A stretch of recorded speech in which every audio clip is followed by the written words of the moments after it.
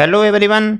मित्रों, आज से आरपीसी ग्रेड सेकंड शिक्षक भर्ती का प्रथम प्रश्न पत्र का मॉडल पेपर पे अपन अध्ययन करने जा रहे हैं। दोस्तों, एग्जाम में जो सेकंड ग्रेड शिक्षक भर्ती है उसके अंदर प्रथम प्रश्न पत्र जो होता है उसमें कुल 100 प्रश्न आते हैं, जिसका कुल अंक बार कितना होता है? 200 होता है। मतलब प्रत्येक प्रश्न 2 अंक का होता है मित्रों। और तथा समय सीमा कितनी होती है? 2 घंटे की हमारे समय सीमा भी होती है इसके अंदर। तो मित्रों, मैं आपके सिलेबस अकॉर्डिंग ही इस मॉडल पेपर लेकर आया हूँ। आज इन प्रश्नों को ध्यान से देखें। मित्रों, मैं आपके लिए एग्जाम से पहले 20 से 30 के बीच सेकंड ग्रेड शिक्षक भर्ती की मॉडल पेपर लेकर आऊंगा। तो आप सभी दोस्त इस चैनल से जुड़ जाइएगा तथा अपने दोस्तों को भी जोड़ लीजिएगा। मेरे साथ अंत तक बने रहें, सारे क्वेश्चन आपके लिए इंपॉर्टेंट होने वाले हैं।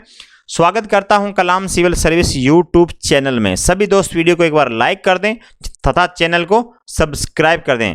दोस्तों, चलते हैं प्रश्नों की तरफ। दोस्तों, पहला प्रश्न आपकी स्क्रीन के ऊपर है। इससे जो पहले क्लास हुई थी जनजाति वाली, उसमें मैंने आपसे एक क्वेश्चन पूछा था मित्रों। आपसे क्वेश्चन पूछा था, क्या पूछा था? कौन तय करता है कि भारत में जो सशस्त्र बल के सदस्य होते हैं, जैसे सीआरपी, बीएसएफ है ना, ये जो सदस्य होते हैं, इनके जो मौलिक अधिकार मतलब फंडामेंटल राइट कहाँ तक लागू हो सकते हैं? दोस्तों, ये कौन तय करेगा? ये दोस्तों कौन तय करता है? ये पार्लियामेंट ऑफ इंडिया मतलब संसद तय करती है। भारत की जो संसद है वो तय करती है कि मौलिक अधिकार कितने सीमा तक उनको मिलेंगे सशस्त्र बलों को। तो ये तय करती है पार्लियामेंट ऑफ संसद। दोस्तों, तो इसका हो जाएगा, ये जो क्वेश्चन है ये फंडामेंटल राइट से। दोस्तों, ये फंडामेंटल राइट जो अनुच्छेद 33 और 34 वहां से इसका संबंध है। दोस्तों, 33 और 34 जो फंडामेंटल राइट है ना हमारे, वो 12 से लेके 35 तक है। दोस्तों, कहाँ से कहाँ तक है? 12 से लेके 35 तक है। कई बच्चे 14 से लेके 32 तक ही समझते हैं, लेकिन 12 से लेके 35 तक क्या हमारे फंडामेंटल राइट हैं मित्रों। अगला क्वेश्चन देखिएगा, निम्न में से कौन सा पठार का विस्तार उदयपुर जिले में है? दोस्तों, तो उदयपुर जिले में पूछा गया है कौन सा पठार है इनमें से उदयपुर जिले में जिसका विस्तार है। दोस्तों, जो बिजासन का पठार है ना, ये तो भीलवाड़ा में हो जाएगा। दोस्तों, ये कहाँ हो जाएगा? भीलवाड़ा में। ये लसाड़िया का पठार दोस्तों ये है उदयपुर में। ये कहाँ पर है? उदयपुर में। ऊपरवाल का पठार जो है ना, ये भी कहाँ पर है? ये भी भीलवाड़ा में। दोस्तों, कहाँ पे है? ये भी भीलवाड़ा में। और बोराट का पठार जो है ना दोस्तों, ये कहाँ से कहाँ तक फैला हुआ है? ये गोकुंदा से कुंभलगढ़ के बीच में ये फैला हुआ है बोराट का पठार। मित्रों, याद कर लीजिएगा। तो 2 हो गए, 2 और 4। दोस्तों, 2 और 4 किस ऑप्शन में है? तो डी नंबर ऑप्शन हमारा क्या हो जाएगा? यहाँ पे राइट हो जाता है। अगला क्वेश्चन देखिएगा, निम्न में से कौन सा असुमेलित 1857 की क्रांति दे रखी है, एक तरफ दे रखी है शासन। दोस्तों, तो इनमें से पूछा गया सुमेलित नहीं है, तो ध्यान रखिएगा करौली का मदनपाल था। दोस्तों, 1857 की क्रांति होती है तो करौली का शासक कौन था? मदनपाल था। ये अंग्रेजों की सहायता करता है मित्रों, ये अंग्रेजों की सहायता करता है। इसकी तोपों की सलामी भी बढ़ा दी जाती है। दोस्तों, तो जोधपुर जो होते हैं ना, जोधपुर का शासक हनुमंत सिंह। ये गलत हो गया हमारा, हनुमंत सिंह नहीं था दोस्तों। तो यहाँ पे कौन था? तख्त सिंह था। दोस्तों, कौन था? तख्त सिंह था। तो ये हनुमंत सिंह कौन आ गया? ये हनुमंत सिंह जब राजस्थान का जब एकीकरण होता है ना, तब उस टाइम ये जोधपुर का शासक था। दोस्तों, ये हनुमंत सिंह वही है जो पाकिस्तान में मिलना चाहता था मालवा से मिलकर। दोस्तों, ये पाकिस्तान में मिलना चाहता था। उदयपुर का स्वरूप सिंह है। दोस्तों, ये बिल्कुल सही है। और बीकानेर का सरदार सिंह है। दोस्तों, सरदार सिंह को तो आप जानेंगे होंगे। ये 1857 क्रांति के अंदर अंग्रेजों की सहायता राजस्थान से बाहर जाके करते हैं मित्रों। राजस्थान से कहाँ जाके करते हैं? राजस्थान से बाहर जाके करने वाला शासक कौन हो जाता है? हमारा बीकानेर का सरदार सिंह हो जाता है। तो बी नंबर इसका आंसर हो जाएगा हमारा, क्या हो जाएगा? राइट हो जाएगा मित्रों। अगला क्वेश्चन देखिएगा, इसमें पूछा गया आपसे कि कौन सा सुमेलित है। दोस्तों, तो सुमेलित कौन सा है इसमें पूछा गया। एक तरफ रियासत दे रखी है, एक तरफ देखे पॉलिटिकल एजेंट दे रखे हैं। तो सिरोही का जो पॉलिटिकल एजेंट था, पीए था, वो था जेडी होल्ड। ये सही है दोस्तों। भरतपुर का मॉरिसन एवं निक्सन था दोस्तों। और उदयपुर का सीएल सावर्स ये भी था दोस्तों।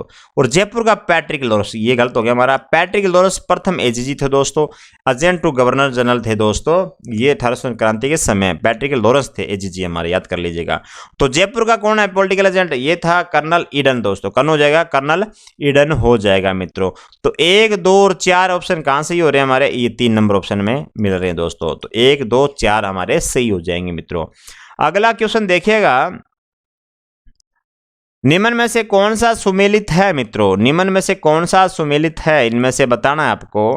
तो मेरवाड़ा जो बटालियन की स्थापना होती है 1822 में, ये मैंने सन भी लिख दी दोस्तों ताकि आपको स्थापना भी पता लग जाए कब कब होती है। तो मेरवाड़ा की जो बटालियन स्थापना होती है ब्यावर में, ये बिल्कुल सही है, सही है दोस्तों। शेखावटी ब्रिगेड 1835 में स्थापना होती है सीकर में, ये दोस्तों गलत है, सीकर में इसकी स्थापना नहीं होती है, झुंझुनू में होती है। कहाँ स्थापना होती है इसकी, झुंझुनू में हो जाती है। जोधपुर जो लीजियन है 1835 में दोस्तों, ये सही है, लेकिन ये आहुआ में नहीं होती, ये कहाँ होती है, एरिनपुरा में होती है। कहाँ होती है दोस्तों, ये होती है एरिनपुरा में।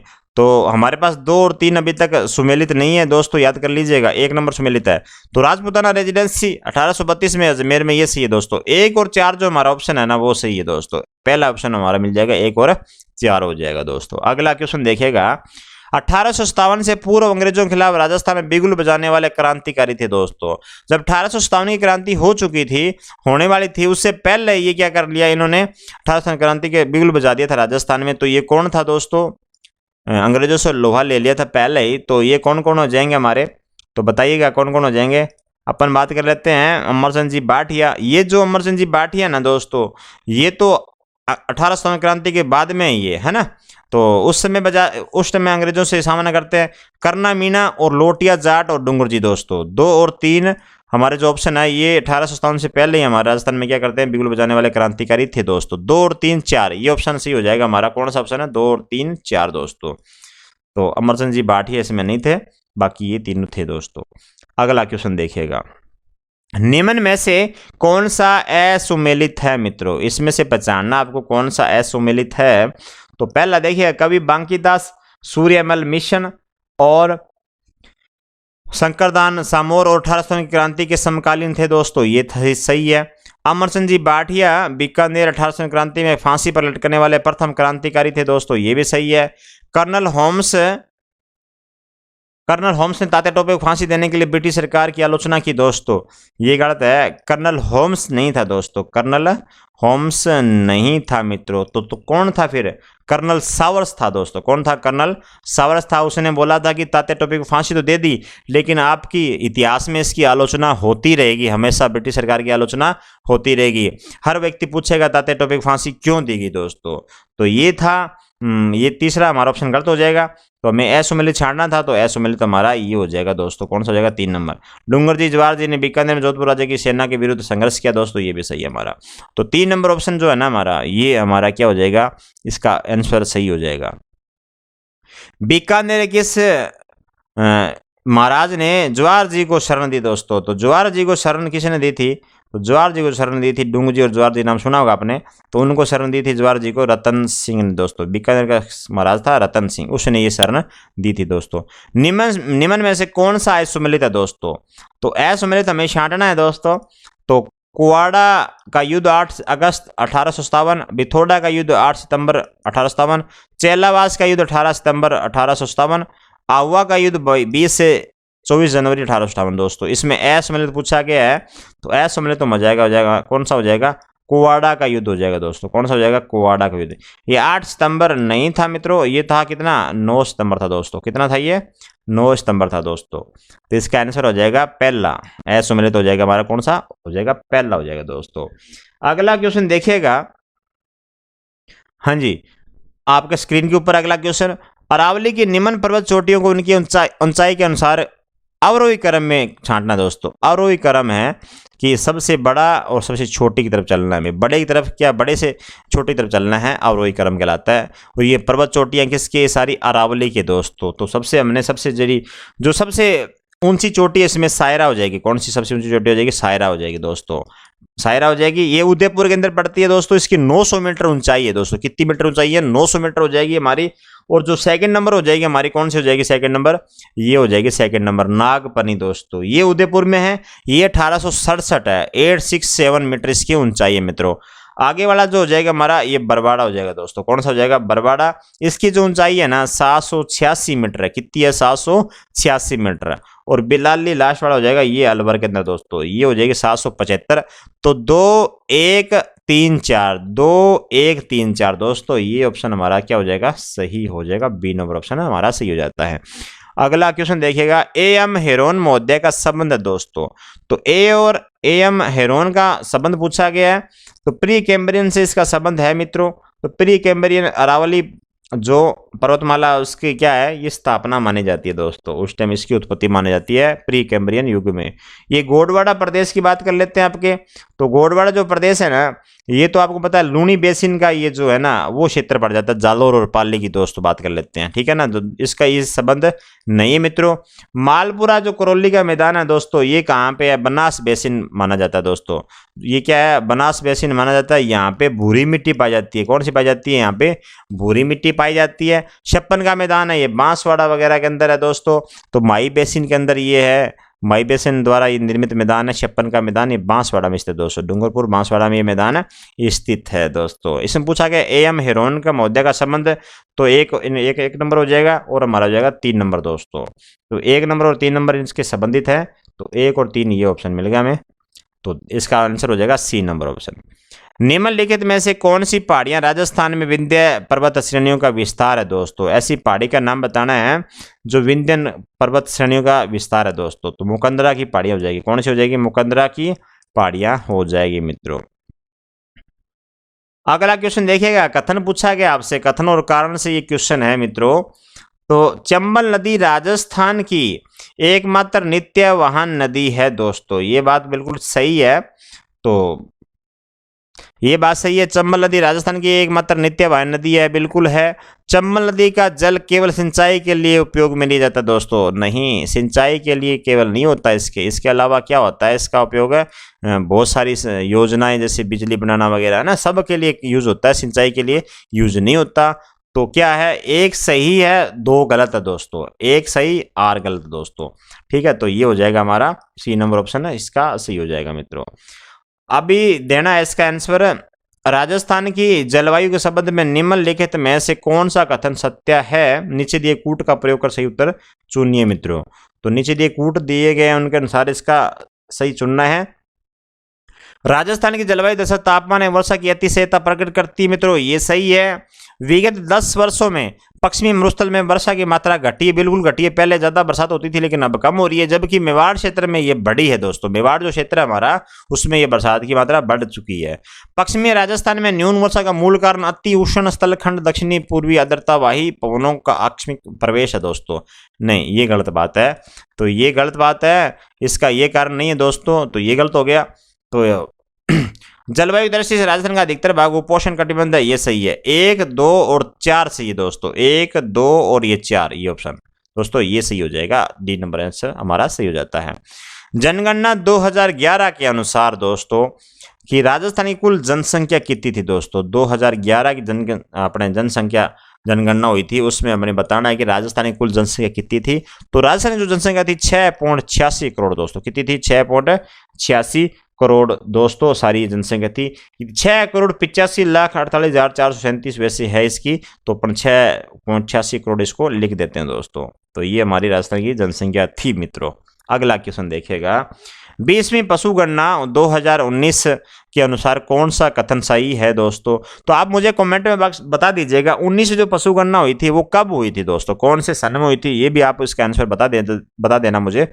तो पूछा गया है कि 20वीं पशु जनगणना 2019 के अनुसार कौन सा कथन सही है दोस्तों, कौन सा कथन सही है मित्रों। इसके अनुसार ऊंटों की संख्या 34.69 की कमी हुई है, गधों संख्या 11 की कमी हुई दोस्तों, मुर्गी संख्या ये वृद्धि हुई है। उपरोक्त सभी दोस्तों ये जितने भी कथन है ना ये सारे सही है। ऊंटों की संख्या में क्या हुई है, 34.69 की कमी हुई दोस्तों, ये बात बिल्कुल सही लिखी हुई है। कमी हुई है ऊंटों की पिछले के मुकाबले 2019 की जो पशु गणना की थी उसके मुकाबले ऊंटों की कमी हुई है। गधों की संख्या में कमी हुई मित्रों, पहले बहुत ज्यादा गधे थे हमारे राजस्थान में, अब गधों की संख्या कम हुई है दोस्तों।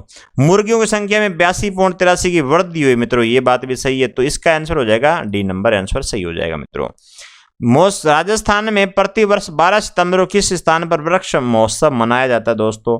तो इसका हो जाएगा अमृता देवी वाला खेजड़ली ग्राम दोस्तों। कौन हो जाएगा, खेजड़ली ग्राम दोस्तों। यहाँ से जो खेजड़ली ग्राम में जो घटना घटी थी अमृता देवी से, है ना, तो वो आपको याद ही होगा, 369 लोगों ने बलिदान दिया था दोस्तों।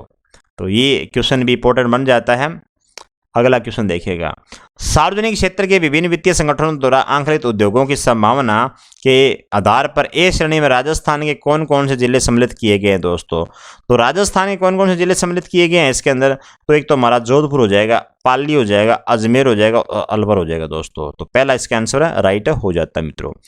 बीजा व माला राजस्थान की किस जनजाति की शाखा है दोस्तों। बीजा व माला है ना, ये दो शाखाएं हैं राजस्थान की जो जनजाति है उससे उसका संबंध बताना कि बीजा व माला कौन सी जनजाति की ये दो शाखाएं हैं मित्रों। तो ये हो जाएगी हमारी सांसी जनजाति से संबंध हो जाएगा इनका, दो शाखाएं हैं बीजा व माला। क्वेश्चन सारे इंपॉर्टेंट है मित्रों, तो वीडियो को लाइक कर दें और चैनल को सब्सक्राइब कर दें दोस्तों। क्या कर दें, चैनल को सब्सक्राइब कर दें मित्रों। अब सम्मिलित करना है, सही उत्तर दीजिएगा।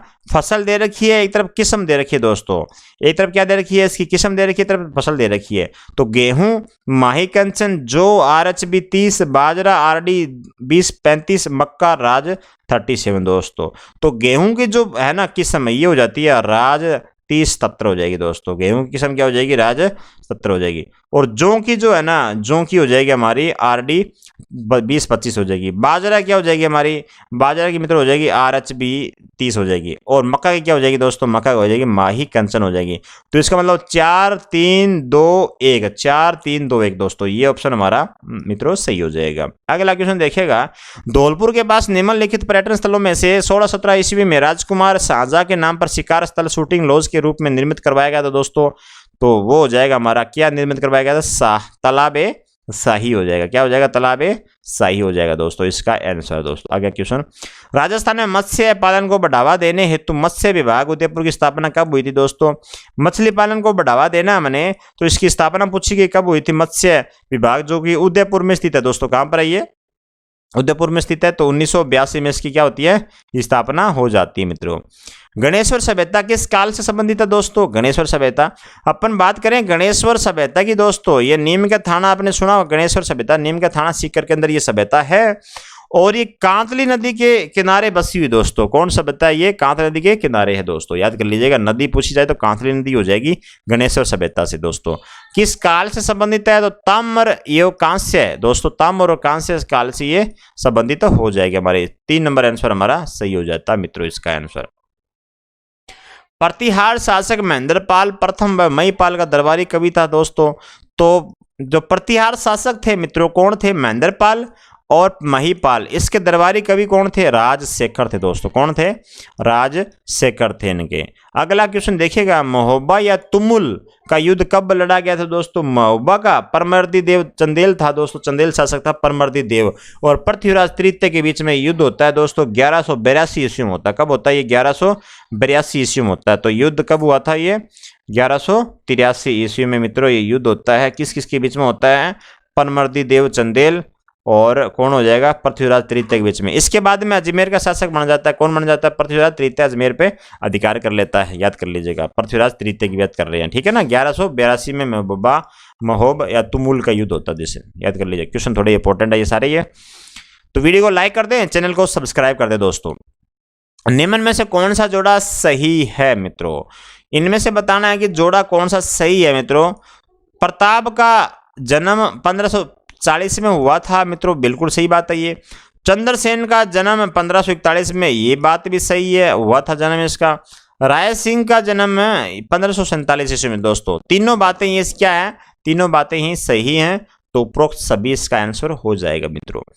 अगला क्वेश्चन देखिएगा, प्रसिद्ध ग्रंथ पद्मावत किसके द्वारा रचित है दोस्तों। जो प्रसिद्ध ग्रंथ है पद्मावत वो किसके द्वारा रचित है, तो मलिक मोहम्मद जायसी है दोस्तों। मलिक मोहम्मद जायसी के द्वारा पद्मावत ये ग्रंथ रचित है दोस्तों। पद्मावत थी उसकी, पद्मनी थी उसकी सारी इसके अंदर कहानी है दोस्तों।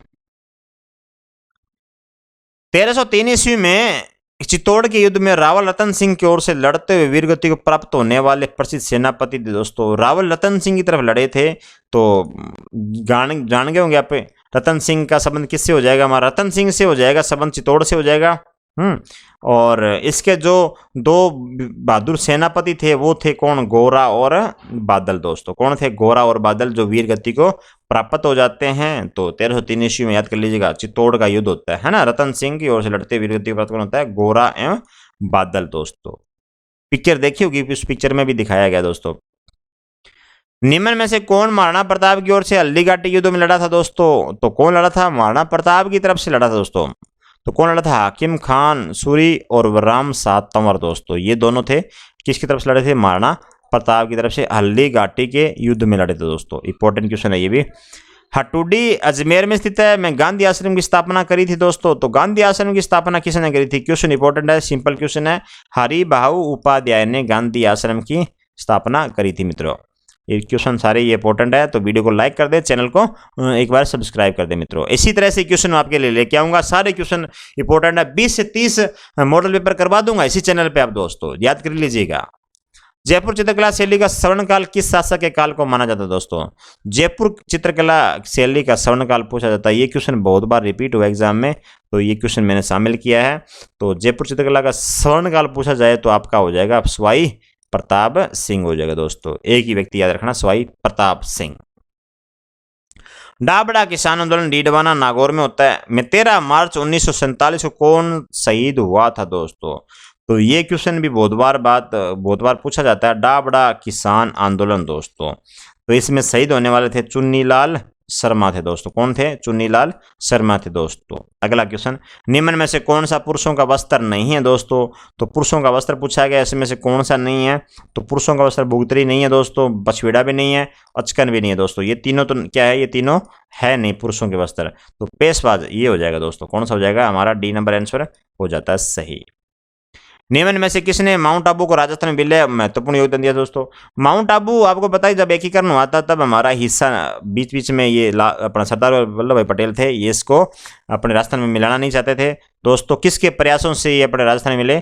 तो ये थे गोकुल भाई भट्ट दोस्तों। कौन थे? गोकुल भाई भट्ट थे, जिनके प्रयासों से ये राजस्थान में इनका विलय हुआ मित्रों। मिलान करना है नृत्यों के प्रकार संबंधित स्थान है दोस्तों। जो नृत्य दे रखे हैं उनके प्रकार दे रखे हैं और उनका संबंधित स्थान दे रखा है दोस्तों। आपको इनका मिलान करना है, तो मिलान करने के लिए देखिएगा, जो ढोल नृत्य है हमारा, इसका संबंध हो जाएगा जालोर से हो जाएगा। कहाँ से हो जाएगा? ढोल नृत्य का संबंध हो जाएगा जालोर से। बम नृत्य का संबंध हो जाएगा अलवर से दोस्तों। बम नृत्य कहाँ से हो जाएगा? अलवर और भरतपुर से संबंध हो जाएगा। और राय नृत्य जो ये डूंगरपुर से इनका संबंध हो जाएगा। मतलब क्या है? 2 1 और 3, 2 1 3 दोस्तों, ये हो जाएगा हमारा 2 1 3 ऑप्शन हमारा सही हो जाएगा मित्रों। राजस्थान के लोक साहित्य में किस देवता की गीत सबसे लंबा है दोस्तों? तो सबसे लंबा गीत पूछा गया है राजस्थान के लोक साहित्य में, तो सबसे लंबा गीत जो हो जाएगा ना, वो हो जाएगा जीण माता का दोस्तों। जीण माता याद कर लीजिएगा, जीण माता। इसका जो मंदिर है वो रेवासा, कहाँ पे दोस्तों? रेवासा सीकर के अंदर दोस्तों। अगला क्वेश्चन देखिएगा, निम्न में से कविराज श्यामल दास द्वारा रचित महत्वपूर्ण कृति कौन सी है दोस्तों? श्यामल दास द्वारा रचित महत्वपूर्ण कृति पूछी गई आपसे, तो कौन सी हो जाएगी? वीर विनोद हो जाएगी। सबसे महत्वपूर्ण कृति हो जाएगी, कौन सी हो जाएगी? वीर विनोद हो जाएगी। खाटू श्याम जी का मंदिर कहाँ स्थित है दोस्तों? सीकर में है खाटू श्याम जी का मंदिर, लेकिन सीकर में स्थान पूछा गया आपसे, तो वो स्थान बताना अपने कहाँ पे स्थित है। तो खाटू में पड़ता है वो खाटू श्याम जी का मंदिर दोस्तों, सीकर जिले के अंदर। ये क्वेश्चन इंपॉर्टेंट है। यूनेस्को की विश्व धरोहर स्थल में निम्नलिखित में से कौन सा किला सम्मिलित है दोस्तों? जो यूनेस्को की विश्व धरोहर में जो सूची है उसके अंदर अपने ये किले हैं, कौन कौन सा किला इसमें सम्मिलित है दोस्तों? तो आपको ये बताना है। तो कौन कौन सा किला है? जैसलमेर किला दोस्तों, ये है उस यूनेस्को सूची में। चित्तौड़गढ़ का किला दोस्तों, ये भी है। और कुंभलगढ़ किला, ये भी है दोस्तों। तो इसका मतलब ए बी तीनों हो जाएंगे, 1 2 और तीनों, 1 2 और 3, तो तीनों इसके हो जाएंगे। तो इसका आंसर हो जाएगा 1 नंबर आंसर सही हो जाएगा मित्रों। जयपुर में तीज की सवारी किस माह में निकाली जाती है? तीज की सवारी पूछी गई है आपसे, और वो भी जयपुर में दोस्तों। तो तीज की सवारी निकाली जाती है श्रावण मास में दोस्तों। कौन से मास में निकाली जाती है? श्रावण मास में निकाली जाती है। निमाड़ी व रागड़ी किस बोली की विशेषता दोस्तों? निमाड़ी एवं रागड़ी पूछा गया आपसे कि बोली किस बोली की विशेषता हो जाएगी? हमारी मालवी की हो जाएगी मित्रों। गरीबदास, संतदास जी, जगन्नाथ जी, माधोदास जी, संतों का संबंध किस संप्रदाय से है दोस्तों? तो इनका संबंध जो हो जाएगा ना, दादू पंथ से हो जाएगा। कौन सा हो जाएगा? हमारा दादू पंथ से दोस्तों। दादू पंथ की जो पीठ है ना, वो कहाँ पे? नारायणा जयपुर में दोस्तों। कहाँ पर इसकी पीठ है? जयपुर के अंदर, नारायण के अंदर स्थित है। राजस्थान में रीति रिवाजों में मोसर किसे कहते हैं? मोसर, जोसर, मोसर का नाम सुना होगा आपने। तो मोसर किसे कहते हैं पूछा गया यहाँ पे। मोसर कहते हैं मृत्यु भोज को दोस्तों। जब व्यक्ति की मृत्यु हो जाती है उसके बाद में जो भोज दिया जाता है वो होता है मोसर। और मृत्यु होने से जो पहले मृत्यु भोज किया जाता है, मृत्यु किसी व्यक्ति के होने से पहले उसका मृत्यु भोज किया जाता है, तो वो हो जाता है जोसर। याद कर लीजिए, क्वेश्चन इंपॉर्टेंट है ये भी। राजस्थान मंत्री परिषद की न्यूनतम संख्या हो सकती है दोस्तों। इसमें पूछी गई न्यूनतम जनसंख्या 91वां संविधान संशोधन के अंदर ये चर्चा हुई है। तो 15% इसके बन सकते हैं। तो हमारे 200 सीटें हैं, तो इसका याद कर लीजिएगा। न्यूनतम पूछा गया तो न्यूनतम हमारा हो जाएगा 11+1। कौन हो जाएगा? 11+1 मुख्यमंत्री, ये ऑप्शन इसका हो जाएगा दोस्तों। मुख्यमंत्री सहित 12 हो सकते हैं दोस्तों। कितने हो सकते हैं? 12 न्यूनतम पूछा गया है। अधिकतम पूछा जाए तो आपसे क्या हो जाएगा? अधिकतम तो ये हो जाएगा। और आपसे न्यूनतम पूछा गया तो इसका आंसर क्या हो जाएगा हमारा? ये हो जाएगा बी नंबर, इसका आंसर है, सही हो जाएगा मित्रों। पंचायती राज व्यवस्था में प्रथम स्तर पर निर्वाचित निकाय और लोकतंत्र की बुनियादी इकाई है दोस्तों। तो बुनियादी इकाई हो जाएगी, कौन सी हो जाएगी हमारी? पंचायती स्तर पे ग्राम पंचायत हो जाएगी। कौन सी हो जाएगी दोस्तों? ग्राम पंचायत हो जाएगी मित्रों। अगला क्वेश्चन, राजस्थान लोक सेवा आयोग के अध्यक्ष को निलंबित किया जा सकता है दोस्तों। जो राजस्थान लोक सेवा आयोग है उसके अध्यक्ष को निलंबित किया जा सकता है। कैसे किया जा सकता है? कौन करेगा? तो राजस्थान के राज्यपाल के द्वारा उसको निलंबित किया जा सकता है मित्रों। ग्राम सभा के सदस्य होते हैं मित्रों। ग्राम सभा सदस्य कौन होते हैं? मतदाता सूची में जिसका दर्ज होता है नाम, वो होते हैं ग्राम के सभी निवासी होना चाहिए, और मतदाता सूची में नाम होना चाहिए, वो होते हैं ग्राम सभा के सदस्य होते हैं मित्रों। यदि किसी ऐसे व्यक्ति को राज्य का मंत्री बनाया जाता है जो राज्य विधायिका का सदस्य नहीं है, इस विषय में संवैधानिक प्रावधान क्या है मित्रों? तो उसका 6 माह के भीतर क्या होना चाहिए? निर्वाचन किया जाए दोस्तों। क्वेश्चन इंपॉर्टेंट है, ये भी पॉलिटिकल से है, तो देख लीजिएगा।